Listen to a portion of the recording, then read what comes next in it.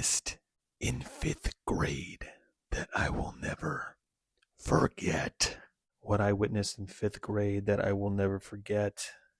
I've been sick for the past couple of days, almost a week now, and I've just had a lot of time to just think and get better. And in that time,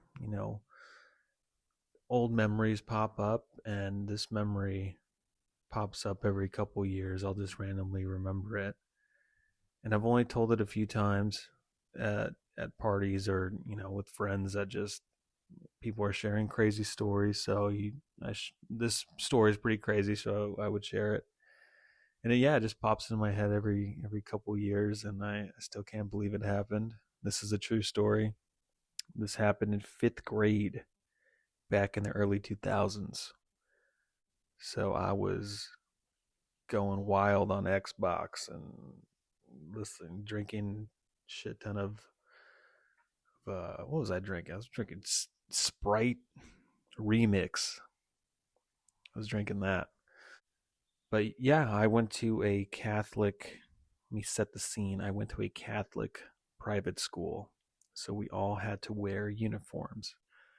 So the guys wore a dress shirt and dress pants, and the girls wore a jumper, like a dress, or they wore a skirt or dress pants. And this takes place when I was in fifth grade. And my teacher, a very nice woman, she had a daughter that went there too, that was in kindergarten.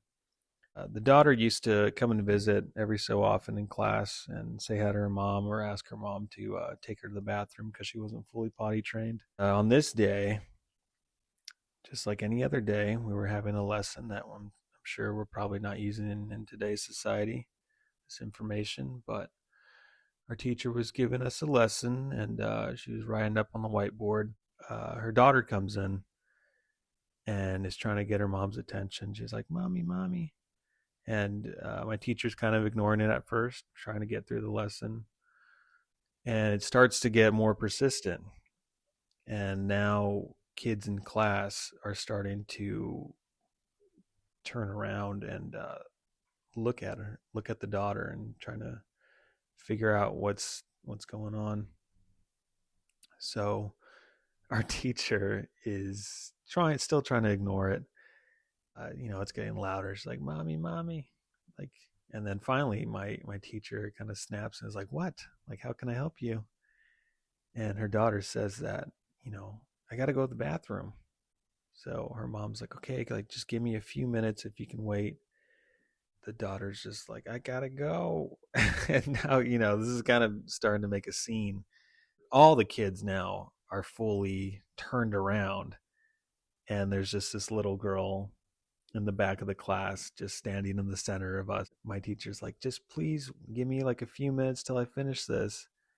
And right when she says that, while everyone is turned facing this girl, we just hear a slap on the floor, and what we see is a Subway sized foot long turd.